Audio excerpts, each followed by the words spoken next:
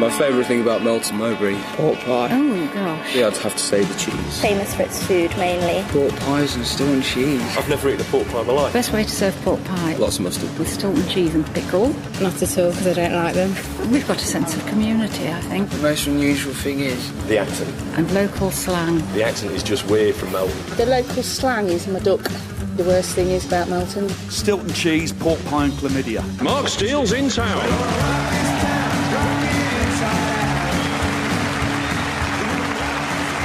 Thank you very much and welcome to Mark Steele's in Town, which this week comes from the Melton Theatre in the Leicestershire town of Melton Mowbray, famous as an international centre for vegetarians.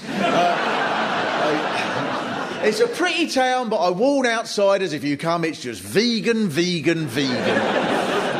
Because Melton Mowbray calls itself the home of rural food, which is true as long as in rural areas the only thing anyone eats is a pork pie. But while this is the home of the pork pie, what I like is you don't make a big thing of it. As you come into the town, there is a little bit of a mention in that it's on all the boards in the railway stations saying Melton Mowbray, home of the pork pie, and the huge ye old pork pie shop is in the high street, and there's a market full of pork pie stalls, and there's a street bench dedicated to pork pies in the shape of a pork pie. But apart from that, you don't mention it at all. When I first got here, I went to a cafe and the owner said, "Why don't you have a Melton special?" I said, "All right," and I had a sort of tingle of anticipation, and he came back with 2 pork pies on a lump of wood. I bet fishmongers here go, "What about a lovely bit of Melton salmon? It's pork in a pie." First time I ever came to this theatre, the manager came to the dressing room and he said, "We give this to everyone who performs here." And he gave me a plastic bag with a pork pie in it. And I thought, God, it's like being in Japan. There are these customs that you think, well, it's obviously meant to be polite, but what do I do now? Do I eat it in one mouthful? If I don't, will they say, "Well, what you've done there is you've insulted our God and spat on the name of our pigs, isn't it, duck?" Melton Mowbray, you must be proud of this, has been ranked officially the most obese area of Leicestershire. According to the Health Service, and I have to say I just cannot think of what the reason might be. But Melton Mowbray isn't just about pork pies. There are lots of other ways in which you're mental as well. I met the staff at 103 The Eye, the local radio station, and this is pretty much word for word what I was told when I got there. Someone said to me, "All right, Duck, I used to test dog food for the dog food factory, but not me eating the dog food." But writing it down, we're twinned with a town in Poland, but one day the TV must collapse, which is why we got colour telly a year after everyone else. And you'd love our Detective Milkman. He stops robbers from his milk float. He got an MBE dressed as a cow. There's a big traffic problem in Melton, so don't fill up with petrol here, Duck. It costs £40,000 more in Melton than anywhere else in the world. One day somebody chopped down the Christmas tree in the marketplace, but be careful of the earthquake. They make trill at that place as well.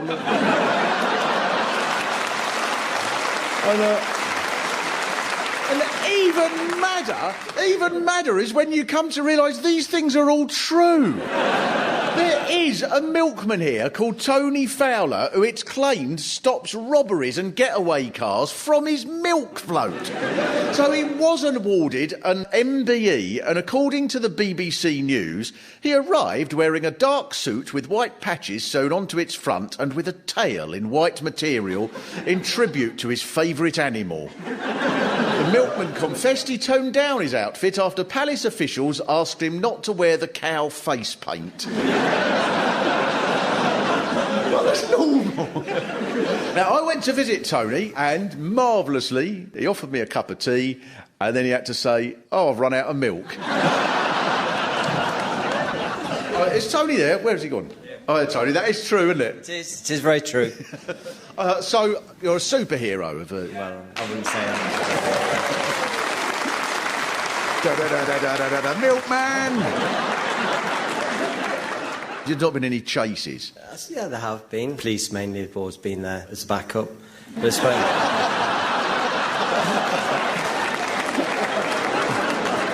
When you went to collect your MBE, you think, oh, they'll be all right with me dressed as a cow? Well, it was a challenge. As I say, MBE, milk, bread, eggs, that's what all milkmen know. One of the things I like about Melton Mowbray is you don't hide any side of your character. The tourist board and the museum sell a little book. It's a guide to walks in the area. I don't want to spoil it for anyone who hasn't read it, but it ends by quoting someone called John Moore writing in 1948. Meltonians have a million faults. They are as wanton as weeds. They're selfish, drunk and socially useless. That's the end of the book.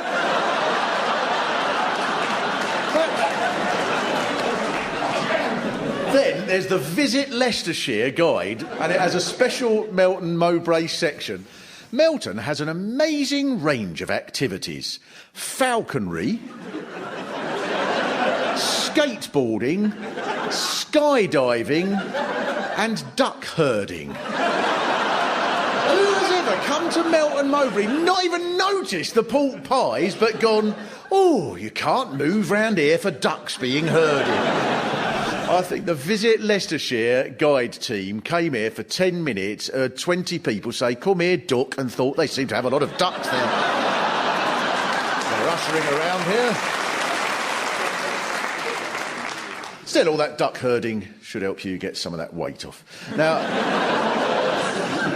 here's another claim I was a little bit sceptical about. The tourist website claims Monty Python's Dead Parrot sketch is said to be based on a parrot at Wood's Pet Shop in Scaulford Road. Scaulford Road. We will come on to this in a bit. How dare you pronounce things the way they're spelt? But mostly it's pork pies, and you show your enthusiasm for them in ways that you might not even realise. My history of the Melton Mowbray pork pie tells me that when the author was growing up, 2 pigs were normally raised, one just before Christmas, for the traditional Christmas breakfast pork pie. For Christmas! We'll have a special treat. Instead of pork pie for dinner, we'll have one for breakfast as well. Then I suppose you grab each end of a pork pie for Christmas dinner and pull it in half and a joke falls out. You know what would be the most pointless TV show? Come Dine With Me from Melton Mowbray. I'm going to push the bolt out tonight, make it a bit special. I'm going to serve 2 pork pies on a lump of wood. If you want to know when Melton Mowbray became a pork pie centre, the pork pie industry started here because Melton Mowbray was one of the most important centres for hunting. So now, huntsmen needed a snack that was compact and easy to carry in a pocket. And as this was a pig-rearing area, pork in a pie was perfect, and the pork pie started as the food of the fox hunting nobility. And this is ideal in another way, because at the kill you can open up a pork pie and smear the jelly on the forehead of a child as a healthy tradition. By the 1830s, this town was full of pork pie makers, and by Victorian times, everything was measured in pork pies. The Leicester Journal reported a weekend of racing in Melton Mowbray by saying, Leicestershire never saw such sport. I'm afraid to say how many pork pies were prepared. So that's how everything in history here is judged. If Martin Luther King had made his I Have a Dream speech in Melton Mowbray, the papers would have gone, what a fantastic day, we sold 800 pork pies. The Nation of Islam didn't buy many, but apart from that, it was marvellous.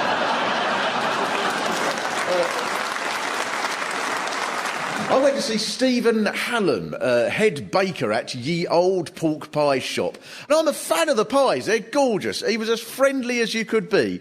But I have honestly never met anyone who could go on for so bloody long about pork sodding pies. After 40 minutes, we'd not got to the pastry, or the jelly, or the meat. We were still on the pepper. The pepper. 40 minutes on the issue of which pepper he uses. White pepper, but not black pepper. White pepper. It leaves a tingle on the palate as the pie warms up, and black pepper's too crunchy for a pie. Why would you do it? Why would you use black pepper for a pie? Why? I don't know! But there is one other issue, which is where a Melton Mowbray pork pie is allowed to come from. Because according to the Melton Mowbray pork pie official website, in 2009, our pies gained the status of protected geographical indication within the European Union. This was the culmination of a decade of work by the Melton Mowbray Pork Pie Association. At these meetings, does anyone ever say, "Oh, for God's sake, it's only a pork pie"? A decade of work? That's longer than it took to defeat the Nazis. What's the matter with you? One claim you can make here that has gone on even longer is the unusual way that the town is run. Because you've got a unique system here. Instead of the town being run just by local councillors and modern rubbish like that, Melton Mowbray is under the control, to some extent, by the town estate. This is a body formed 500 years ago that mysteriously runs everything, and there's nothing anyone can do about it. Aren't these charming traditions lovely? Because in most areas, councillors never get anything much done. But here you've solved that by making local politics less parish council and more Vladimir Putin.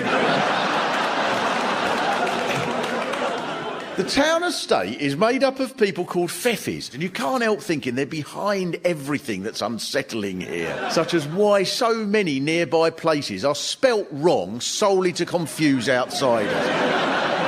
In what language can B-E-L-V-O-I-R spell beaver?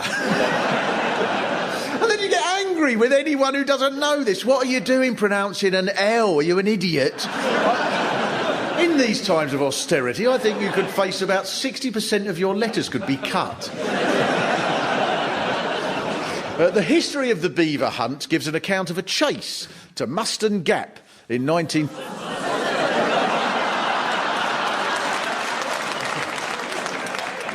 I knew as soon as I said it, it wasn't going to be right. There's no way M-U-S-T-O-N is going to spell Muston. What is it? Musson. Oh, there's no T. You don't pronounce T. T? What's the matter with you? You pronounce T, yes. Would you like a cup of C?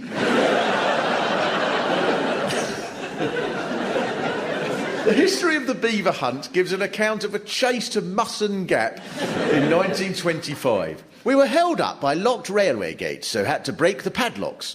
But by this time, the hounds were out of sight, and we came to a grinding halt after chasing across the middle of a bean field. Now, I'm not an expert on hunting, but it seems to me it's a way of expressing your love for the countryside by destroying the countryside. The Earl of Tinkerton led the pack with great fortitude through an acre of strawberries in Chadwell, and with much relish they ruined every single one. Then he gave splendid chase through Mrs. Winterbottom's cottage, demolishing her kitchen before killing the fox by napalming the village in Waltham-on-the-Wold. There's an account called Riding with the Corn by... Oh, you pronounced that one. I love that the item of food most closely associated with vegetarianism is named after a hunt. Like if tofu turned out to be an old game that involved blowing up pandas. It's like when they say the fox is a pest. This was one of the arguments. Now, I never went along with that argument because that must make fox hunting the most inefficient method of doing anything ever. Imagine ringing a pest control company. And they say, now, the way we get rid of your ants, right, we set one of them loose in the countryside, and then we assemble a pack of specially trained anteaters.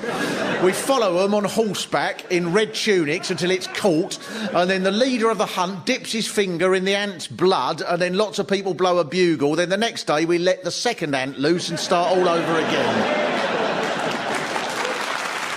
And the aristocracy here were peculiar even by aristocratic standards. Queen of the Shires there tells us the Marquis of Hastings once went into a shop in Melton, ordered treacle to be poured into his hat and put the hat on the shop girl's head. Now, some people don't agree with this practice, but that's because they don't understand the ways of the countryside.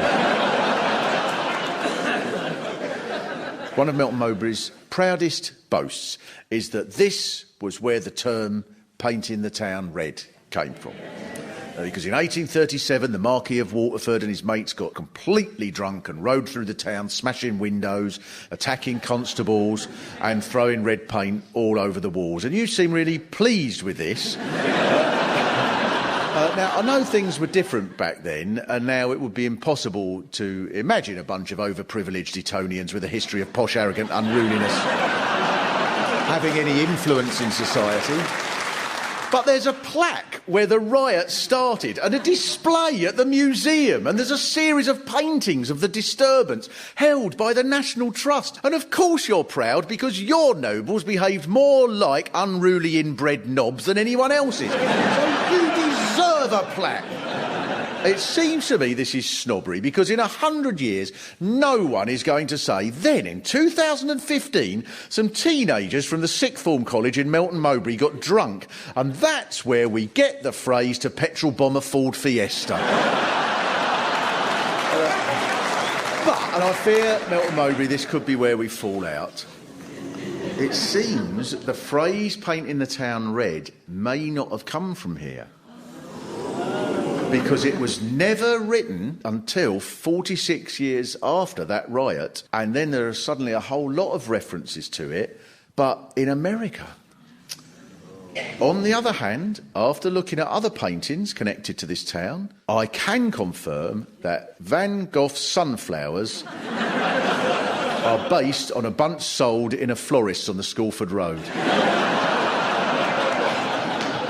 Now, the nobility always seem to have liked it here because recently there was a report in the Daily Mail that said a remarkable and rare 2,200-year-old chariot has been unearthed in Melton Mowbray. Taken together, the pieces are recognisable as a matching set of bronze fittings from a mid to late Iron Age chariot. There is a theory that the chariot had been used on a raid to steal treasure from a nearby fort, because just behind the chariot are the remains of an Iron Age milk float. And in any case, you're Melton Mowbray, famous across the Western world, and as rural capital of food, you don't just churn out pork pies, you claim to be the home of Stilton cheese. There are various theories about the first cheese that was like Stilton. It might have been made at Wymondham during the...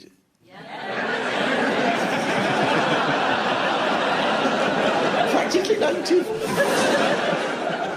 The official history of Stilton says Captain Scott, on his first journey to the Antarctic, was given 6 Stilton cheeses by the Saxelby Dairy and came home safely.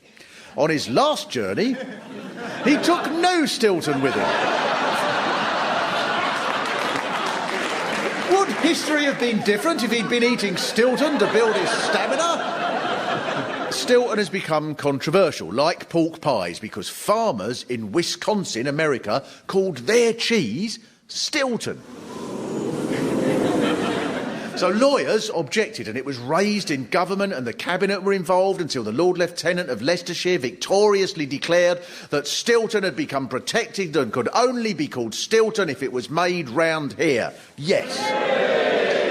How do you manage this? How do you manage to take innocent little objects and turn them into international incidents? If tulips came from Melton Mowbray, they'd end up being the first item of discussion in a Middle East peace summit. One of the consequences of this victory is that one place that falls outside the area allowed to call its cheese Stilton is Stilton. But even though this is the rural capital of food and a centre for hunting, Melton Mowbray is an urban centre, a cauldron of immigration, the Bronx of the Leicestershire and Rutland district. Because there was an airfield here during the war, and when it ended, a camp was set up to house Poles who had fought with the British in the war. But the camp was still run as an RAF base, even after the war, with military regulations. So the husbands and wives had to stay in separate buildings. And this is the origins of the well-known phrase, "My wife's across the airfield in a separate porter cabin." To be fair, the Poles seem to have been welcomed here, although you were probably looking at their dinners thinking, give it a while and Polish sausage will have to be made in Melton Mowbray. Is Christine here? Yeah. Hello, Christine. Now, you're sort of product of the Poles coming into Melton Mowbray, then? From the Second World War, yes. Yeah. Because there's a new influx of oh, really? new I Polish haven't people. heard about that. Now, we call... We call ourselves English Polish, but they're Polish Polish. Right. Well, there's always new ways of dividing people. Poles apart, very good. As I was coming here, it would only be respectful if I did learn some key phrases in Polish.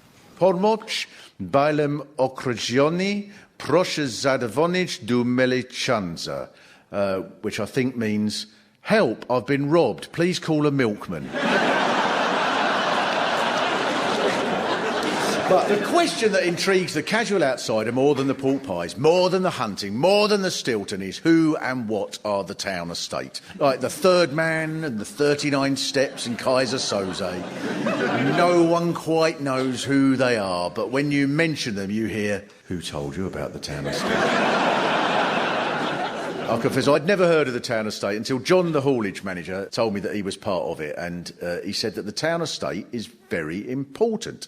He said because we were responsible for getting an episode of It's a Knockout staged here in 1978. If it wasn't for the town estate, Stuart Hall would never have come to Melton Mowbray. But then John went into a safe and he got this old ledger. It was from the 18th century, this ledger, and it was documenting town estate cheese deals from the time.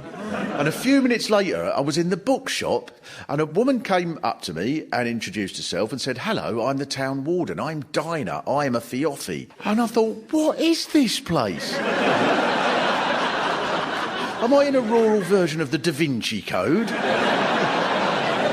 So I looked up the origins of the town estate, and it was set up in the 1540s when some people from the town bought the church property before the king could get hold of it. Now, this included a silver plate that they sold for a fortune, and this was the start of the town estate's finances and then running Melton Mowbray and possibly the world. And from then on, the town estate bought bits of land and fountains and statues and chunks of the market like they were playing a very long game of Monopoly. So do people know about the town estate? Is everybody sort of... Have you got a favourite? Is there little stickers that you swap and put in a scrapbook? Oh, I need Dinah and I've got the whole set.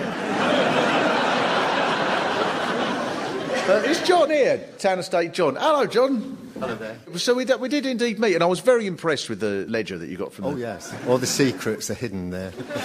Yes, all we do now is maintain the parks and provide the sporting fields. So... Bypass, please. Yes.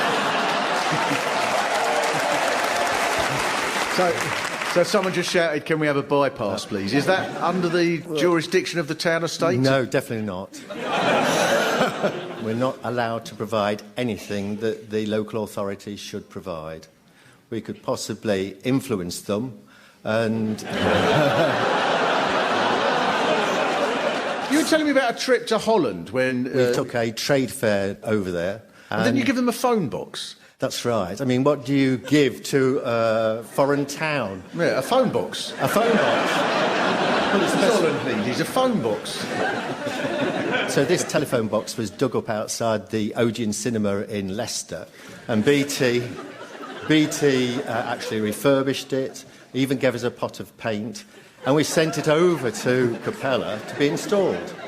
And the magic of this was the fact that on the local radio, the first phone call went from the telephone box through to the mayor in Melton. But the mayor in Melton didn't realise that this was being broadcast live across Holland, and it was totally embarrassing. That was the birth of Melton Day. So you celebrate this phone box day every year? Of course. So each year we have this ceremony where we do that celebration, of course. Well, thank you very much for our Town Estate representative. So I think that should keep everybody happy, that the Town Estate, therefore, is just an innocent local quirk. But it seems to suit Melton Mowbray, because it's the only town I've been to that's so proud of having a pet food factory nearby that the museum has a tin of pedigree chum in a glass box as an exhibit. Is there anybody who works there? Yes. It looked very difficult to get in. I couldn't get in at all. It's surrounded by all sort of wire and fences and big gates and security people. I was thinking, is this a pet food factory? Or will the roof open one day and all missiles will come out, followed by the Town Estate in an escape pod?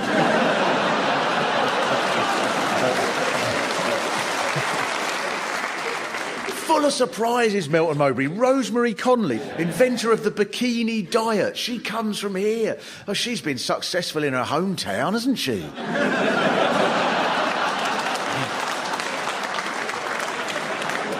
Because nothing here is quite what it seems. Any place can boast about rolling hills and lush green fields, but to be the international centre for an item of food that anywhere else is of barely any consequence is class. Two more things that the tourist office boasts about are that Lord Cardigan lived here, who led the charge of the Light Brigade, and the coach that brought Lord Byron's dead body back from Greece stopped here on the way to Nottingham. And it's worth being here just to be in the vicinity of where that happened only 200 years ago. I'm especially proud of Melton Mowbray. And in particular, I would say bless Matthew O'Callaghan, chairman of the Melton Mowbray Pork Pie Association, because the Leicester Mercury reports that at last year's annual pork pie convention, he told hundreds of pork pie connoisseurs and producers, "I had a bad experience with food in Bangkok 15 years ago and just cannot face meat again. I don't know how to say this, but I'm a vegetarian." That's why I like this place. You're unpredictable. You're not like these boring places where robbers are chased by the police rather than Milton. It may also be, and I'll leave you with this, people of Melton Mowbray, it may also be why Lord Byron was brought here that last time, as he always had a very deep affection for Melton Mowbray, as expressed in his famous poem, which I'll leave you with.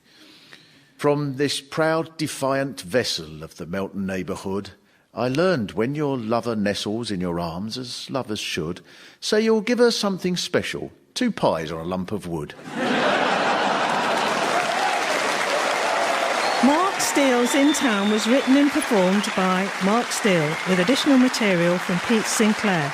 The producer was Carl Cooper. Thanks very much, lovely people of Melton Mowbray.